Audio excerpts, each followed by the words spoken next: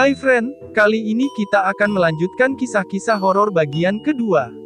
Semoga saja kalian masih penasaran dengan cerita-cerita berikut ini. Teater kegelapan dimulai. Kejadian di dalam terowongan. Ada sepasang kekasih yang sedang pulang turun gunung. Di tengah jalan ada sebuah terowongan. Sang pria, kita sebut namanya Ryu, memutuskan masuk dalam terowongan mengira jalan itu adalah jalan pintas. Tapi Rina pacarnya merasa takut untuk masuk, lalu Ryu segera menggandeng tangan Rina dan Rina berkata untuk tidak melepaskan tangannya. Baru beberapa saat mereka berjalan, Ryu telah keluar terowongan dan Rina sudah tidak ada di sampingnya. Ryu yang kebingungan mendengar suara orang berjalan dari dalam terowongan, ternyata dia adalah Rina. Ryu yang awalnya lega, tiba-tiba panik karena Rina seketika menjerit-jerit ketakutan hingga badannya bergetar. Akhirnya Rina dibawa ke rumah sakit dan dokter memberinya obat bius. Saat dokter bertanya, Ryu bingung saat menjawab karena Ryu tidak mengingat apapun. 1 minggu telah berlalu, akhirnya Rina dapat berbicara. Ryu pun segera bertanya pada Rina, apa yang telah terjadi? Namun Rina tidak ingin membicarakannya. Ryu pun sedikit memaksa Rina untuk bercerita agar Rina tidak sendirian menderita. Tiba-tiba Rina meminta putus dan terus diam tanpa kata-kata. Tak menyerah, setiap hari Ryu datang menjenguk Rina. Hingga 6 bulan telah berlalu, Rina bertanya. Ryu menjawab. Lalu Rina pun mulai bercerita, saat pertama masuk terowongan Rina merasa ada keanehan karena Rina mendengar ada suara rintihan yang sangat menakutkan. Saat Rina mencoba melihat apa yang di belakangnya, seketika alat pendeteksi jantung Rina berubah menjadi 0. Ryu memanggil-manggil Rina dalam kepanikan, dokter pun datang hendak memeriksa namun tiba-tiba Rina kembali bangun dan meneruskan cerita bahwa dia tidak melihat apapun, walaupun mereka berdua melarikan diri, tapi tetap tidak bisa keluar dari terowongan. Saat Rina bercerita, ternyata alat pendeteksi jantung masih menunjukkan angka 0, yaitu menunjukkan garis datar tapi Rina masih terus saja bercerita tiada henti, entah itu pagi, siang, atau malam. Hingga 60 tahun telah berlalu Ryu masih menemani dan mendengarkan cerita Rina dan tidak ada tanda-tanda cerita akan berakhir. Jam tangan. Ada 2 orang saudari yang sangat akrab. Mereka adalah Yuka dan Yuri. Mereka berdua asyik ngobrol di pinggir jalan. Yuri bertanya pada Yuka. Tapi tanpa Yuka sadari jam tangannya telah menghilang. Lalu Yuri tiba-tiba mengingat masa kecil tentang cerita Toki, yaitu akan ada suara misterius bertanya pilih alarm atau jam tangan. Aku akan mengambil salah satunya. Bila tidak memilih maka hantu akan keluar dan menculikmu. Mereka pun tertawa kecil mendengar kembali cerita itu. Yuri seketika berkata. Yuka kaget karena Yuri tidak ikut pulang dan Yuri kembali bertanya apakah jam tangan Kak Yuka yang diambil. Jawaban apa yang benar waktu itu? Yuka terlihat bingung untuk menjawab dan segera pamit pulang lebih dulu. Di tengah perjalanan pulang, Yuka mengingat masa kecilnya dulu, dia pernah menginginkan hadiah jam tangan saat ulang tahun dan akhirnya ibu membelikannya. Yuka sangat senang akan jam tangannya itu dan sedikit pamer pada Yuri. Yuri terlihat juga menginginkan jam tangan. Yuka sangat senang pada jam tangan hingga selalu memakainya setiap hari. Namun, sekarang jam tangan itu telah menghilang. Yuka hendak mencarinya besok, karena hari itu telah larut malam dan Yuka harus segera tidur. Keesokannya, Yuka masuk kerja dan bertemu dengan seniornya bernama Sonoko di ruang istirahat. Yuka meminta maaf karena telah absen beberapa hari. Yuka pun melihat Sonoko tidak menggunakan jam tangan saat menuang kopi. Sonoko berkata bahwa jam tangannya telah hilang beberapa hari yang lalu karena salah mengambil pilihan dan kini Sonoko tidak peduli lagi soal waktu. Yuka kebingungan dengan perkataan seniornya itu. Setelah kembali ke meja kerja, rekan kerja Yuka mendapat telepon. Setelah telepon ditutup, Yuka segera bertanya pada rekannya tentang seniornya, Sonoko. Rekannya menjawab bahwa tiba-tiba saja Sonoko telah meninggal dunia beberapa hari yang lalu ketika Yuka absen. Seketika Yuka terkejut karena baru saja dia berbicara dengan Sonoko. Setelah sampai di rumah, Yuka yang masih kepikiran tentang Sonoko, tiba-tiba muncullah Yuri berdiri di depan jendela. Yuri berkata bahwa baru saja ia mengingat sesuatu dan telah melakukan kesalahan. Yuka semakin bingung dan sedikit ketakutan. Yuri kembali berkata bahwa dulu setelah pulang les piano Yuri merasa selama ini telah salah menilai Yuka. Saat itu, di perjalanan pulang Yuri mendengar suara misterius bertanya. Berulang-ulang tapi Yuka mengaku tidak mendengar apapun. Yuri sangat ketakutan. Suara itu melanjutkan perkataannya. Lalu dengan segera Yuka menjawab jam tangan. Dan keluarlah tangan menakutkan penuh dengan jam tangan. Yuri pun berkata bahwa seharusnya Yuka tidak perlu menjawab jam tangan karena akhirnya makhluk itu membawa Yuri. Yuka pun dipenuhi rasa bersalah. Yuka terbangun dari tidurnya dan mendengar suara misterius pilih alarm atau jam tangan. Aku akan mengambil salah satunya. Yuka berkata. Untuk diriku di masa depan. Ada seorang pria yang bernama Michio menjadi orang yang telah kehilangan impiannya. Michio tidak dapat menjual apapun, hampir tidak ada pekerjaan untuknya. Lalu tidak sengaja dia menemukan sebuah DVD berjudul, Untuk Diriku di Masa Depan, karena penasaran maka segeralah Michio memasukkan DVD itu dalam DVD player. Ternyata isi DVD itu merekam dirinya saat masih SD dulu, memberikan pesan pada dirinya sendiri di masa depan. Michio akhirnya mengingat bahwa rekaman ini dilakukan saat lulus SD dan disimpan dalam kapsul. Saat acara reunian tahun lalu Michio membukanya dari kapsul. Michio kecil berkata bahwa di masa depan, pasti dirinya menggambar banyak manga yang menarik lalu dijadikan anime dan menjadi jutawan. Mendengar itu, Michio berkata, Michio sudah menyerah atas impiannya itu. Lalu Michio hendak ke swalayan, seketika rekaman Michio kecil berubah dan mengetahui bahwa dirinya di masa depan ternyata tidak dapat menggapai impian berarti kehidupan itu tidak layak dijalani, begitulah kata Michio kecil. Dan video pun menjadi layar hitam.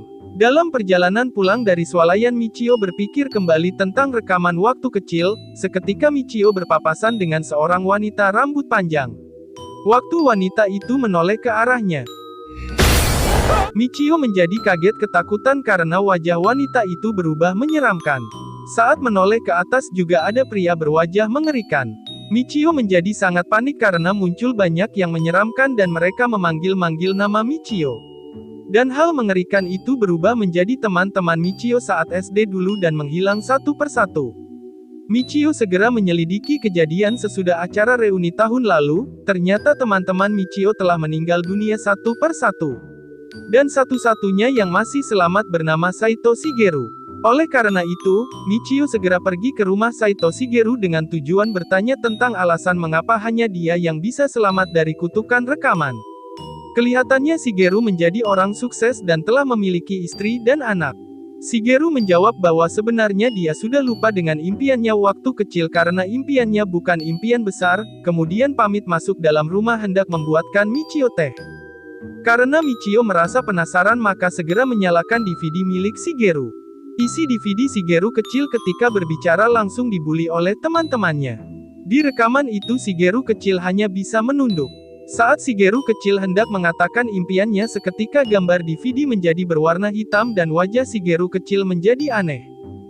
Shigeru kecil berkata bahwa impiannya hampir terwujud, dan yakin Shigeru besar pasti bisa mewujudkannya. Saat itu Michio jadi tersentak dan segera melihat dalam buku kelulusan sekolah semua foto teman-teman mereka telah dicoret, tinggal Michio dan Shigeru saja. Shigeru kecil berkata impiannya adalah mereka semua yang telah membulinya pantas disingkirkan. Aku yakin diriku di masa depan bisa mewujudkannya. Tinggal satu orang lagi. Tiba-tiba Shigeru besar sudah di depan Michio berkata.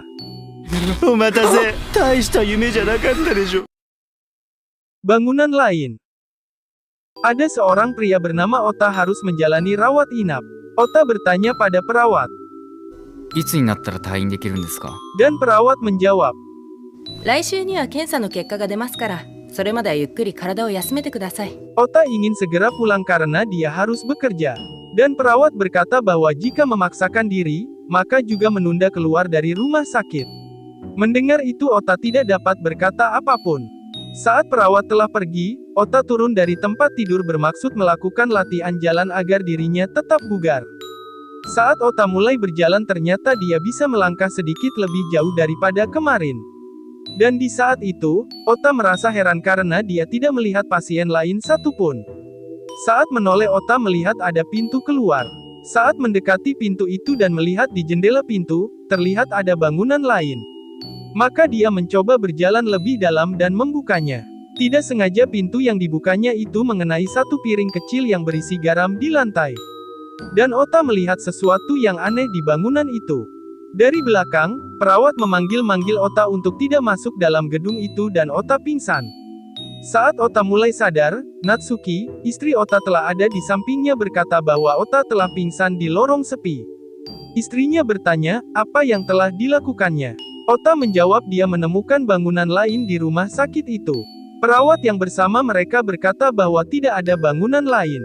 Saat sepi, Ota kembali turun dari tempat tidur dan berjalan. Di tengah jalan Ota melihat ada piring berisi garam dan tidak hanya ada satu. Seketika, pandangan Ota menjadi kabur, kemudian suara istrinya kembali terdengar untuk mengajak Ota kembali dan jangan ke sana. Lalu Ota pingsan. Saat Ota tersadar dari pingsan, Natsuki berkata untuk tidak melakukan hal yang membuatnya khawatir. Tapi Ota bersikeras bahwa telah melihat bangunan itu. Natsuki berkata agar Ota tidak pergi kemanapun. Saat malam, Ota kembali turun dari tempat tidur karena masih saja penasaran akan bangunan itu dan Ota sudah tidak percaya lagi pada Natsuki dan memutuskan untuk kabur. Tiba-tiba kepala Ota menjadi sakit dan melihat ada piring kecil berisi garam di depannya. Ota menjadi lemas dan terjatuh serta melihat makhluk-makhluk menyeramkan itu kembali datang. Ota pun berusaha merangkak terus maju walaupun terdengar suara Natsuki untuk cepat kembali. Entah kenapa Ota tetap merangkak maju ingin kabur dari sana. Perawat berkata, maaf, dan Natsuki berkata, しまったんですね。こうに。 bye-bye. Ada dua wanita melakukan perjalanan, Kanae dan Yumika. Saat itu mereka sedang menunggu kereta akan tiba 1 jam lagi karena mereka gagal pindah kereta di area pedesaan. Lalu Kanae melihat ada tempat perbelanjaan dan mengajak Yumika ke sana. Yumika pun setuju dan mereka berjalan ke arah sana. Dalam perjalanan mereka ngobrol tentang Kanae yang kembali bersemangat karena baru saja putus dari pacarnya. Kanae bertekad melupakan pacarnya dan menjadi dirinya yang baru. Di tengah obrolan, tiba-tiba ada seorang anak melambaikan tangan dan berkata, バイバイ。 berulang kali, Yumika dan Kanae pun membalas lambaian tangan anak itu dan juga berkata bye-bye. Akhirnya mereka masuk dalam sebuah kota. Di toko camilan yang mereka lewati ada anak-anak juga melambaikan tangan dan berkata bye-bye berulang kali. Kembali Kanae dan Yumika membalas lambaian mereka dan berkata bye-bye. Mereka tetap melanjutkan berjalan. Anehnya di toko yang lain pun orang dewasa di tiap toko melakukan hal yang sama yaitu melambaikan tangan dan berkata bye-bye. Yumika dan Kanae sekarang merasakan ada keanehan dan Kanae tiba-tiba saja merasa lelah. Yumika melihat ada kedai kopi dan segera mengajak Kanae ke sana. Belum masuk dalam kedai, di jendela kaca, Yumika dan Kanae melihat orang-orang di dalam kedai kopi pun melakukan hal yang sama yaitu melambaikan tangan dan berkata bye-bye. Keadaan Kanae semakin lemas dan berkata seperti ada yang keluar dari diriku dan ada sesuatu mencoba masuk dalam diriku dan aku dipaksa keluar. Dalam kepanikan Yumika mencoba menelepon ambulans tapi saat itu tidak ada sinyal.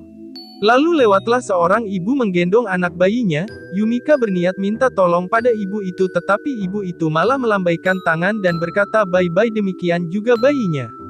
Kanae semakin tidak bisa menahan sesuatu yang ingin masuk ke dalam dirinya.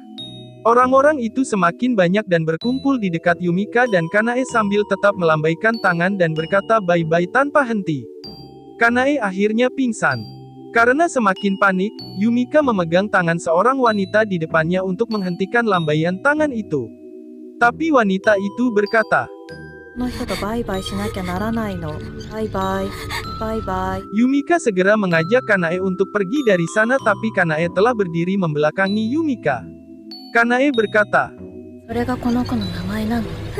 dan suara Kanae seketika berubah menjadi suara laki-laki berkata, Bye-bye, Kanae-chan. Yumika segera bangun dari tidurnya dan bertanya pada dokter yang berdiri di depannya, di mana ini?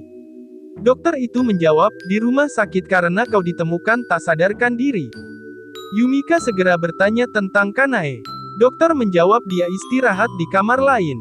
Yumika bertanya kembali, ada apa dengan kota itu? Dokter menjawab mereka orang baik karena merekalah yang membawa Yumika ke rumah sakit. Yumika menyangkalnya dan berkata mereka telah melakukan sesuatu yang aneh pada Kanae. Dokter menjawab, hari ini hari yang panas, jadi, kau mengalami hal-hal yang aneh. Dokter menyarankan Yumika untuk beristirahat. Yumika bingung karena Kanae telah menjadi orang lain. Dokter pun menjawab, bicaranya sampai di sini, dan Bye-bye. janji jari kelingking. Inilah cerita tentang kekhawatiran seorang wanita bernama Miyu pada suaminya. Miyu merasa ada sesuatu yang aneh pada suaminya yang bernama Osamu. Osamu sering bengong walaupun diajak bicara juga demikian. Osamu juga jadi tidak nafsu makan. Miyu curiga Osamu telah selingkuh namun hal itu tidak mungkin karena Osamu bekerja dari rumah. Saat hendak tidur, Miyu bertanya pada Osamu. じゃあどうしてこの頃ずっとぼんやりしてるじゃない。 Osamu meminta maaf karena sebenarnya dia memikirkan mimpinya akhir-akhir ini. Mimpi itu bermula dari 2 bulan yang lalu, Osamu selalu memimpikannya hal yang sama. Di dalam mimpi, Osamu hidup di kota antah berantah bahkan Osamu berkeluarga di sana. Mendengar itu, Miyu menjadi marah karena tidak terima Osamu telah menikah dengan orang lain. Osamu segera menjawab bahwa hal ini hanyalah mimpi tapi rasanya sangat nyata. Saat mereka tidur, Miyu tiba-tiba terbangun mendengar suara tawa Osamu dan berkata, そうだな。今度は遠出して滝の方まで行くか。 Miyu memperhatikan Osamu yang berbicara sendiri dalam tidurnya. Keesokannya, Osamu bertanya pada Miyu tentang meja di ruang tengah yang berubah menjadi bulat karena Osamu merasa meja di sana berbentuk segi 4. Tentu saja hal ini membuat Miyu heran. Hari demi hari, Miyu merasa Osamu semakin aneh, telah diperiksa di rumah sakit tapi tidak diketahui penyebabnya. Osamu semakin kurus. Saat di meja makan, Osamu selalu cepat selesai makan padahal makanannya belum habis dan berkata sudah kenyang karena makan di sebelah. Miyu memutuskan untuk mengawasi Osamu sewaktu tidur. Osamu terlihat bahagia saat bermimpi. Keesokannya, Miyu meminta Osamu tidak memikirkan tentang mimpinya lagi. Kembali malam, saatnya Osamu tidur, dalam mimpinya Osamu meminta maaf dan akan mengakhiri semua ini. Miyu tersenyum lega mendengar itu. Keesokannya, Osamu mendatangi Miyu untuk minta maaf dan berjanji tidak akan membuat Miyu khawatir lagi sambil mengangkat jari kelingkingnya tanda berjanji. Miyu sangat bahagia saat menautkan jari kelingkingnya ke kelingking Osamu karena dengan begini suaminya dapat kembali sedia kala. Malamnya, Miyu telah sampai ke rumah. Di rumah, Osamu bersama wanita lain. Wanita itu berkata bahwa saat malam, dia bisa melihat bayangan seorang wanita. Pada akhirnya, Miyu seketika berteriak. Karena perlahan dirinya jadi menghilang, dimulai dari janji kelingking. 100 cerita. Inilah cerita tentang para anak muda yang menyusup ke sekolah terbengkalai di daerah mereka untuk berkisah 100 cerita. Mereka pun mempersiapkan 100 lilin di depan mereka. Riko bertanya. ねえ、ところで百物語って何なの？ Kouki menjelaskan 100 cerita adalah cara lama untuk berkisah tentang 100 cerita seram, dimulai dengan menyalakan 100 lilin, kemudian berkisah cerita seram secara bergantian. Setiap selesai satu cerita maka padamkan satu lilin. Saat 100 lilin padam konon ada sesuatu yang datang mungkin arwah gentayangan. Karena cerita itu tidak menentu maka mereka ingin membuktikannya. Setelah menyalakan 100 lilin selesai, kisah cerita pun dimulai. Masing-masing bercerita kisah pengalaman seram dari cerita orang lain. Tak terasa telah selesai 98 cerita. Teman-teman meminta Kouki untuk bercerita karena tidak ada satu cerita pun yang diceritakan Kouki. Sebelum Kouki mulai bercerita, dia ingin memastikan satu hal karena sebenarnya Kouki dulu pernah melakukan hal ini di rumah temannya. Ketika telah mencapai 99, lilin 100 yang ada di sampingnya juga ikut padam. Teman-teman Kouki yang telah berkisah menghilang dari ruangan itu. Kouki bertanya. それを聞いてもまだ続ける。 Temannya tentu saja masih ingin lanjut karena sudah sejauh ini. Dan Kouki memberitahu bahwa ceritanya ke-99 sudah selesai, dan jika masih penasaran maka dapat ditanyakan ke orangnya sendiri. Kouki pun menambahkan saat ruangan menjadi gelap, saat itu, Kouki yakin mendengar ada yang berbisik. 次の100話目で会えるよ。 Kouki kemudian berkata bahwa selanjutnya cerita ke-100. Teman-teman Kouki menjadi ketakutan dan merasa ada sesuatu di belakang mereka. Dan sesuatu itu berkata bahwa inilah cerita tentang mereka semua yang terluka parah karena 100 cerita, dan lilin ke-100 padam. Demikian cerita kali ini, kuharap kalian masih menikmati cerita-cerita seperti ini. Sampai jumpa di cerita berikutnya.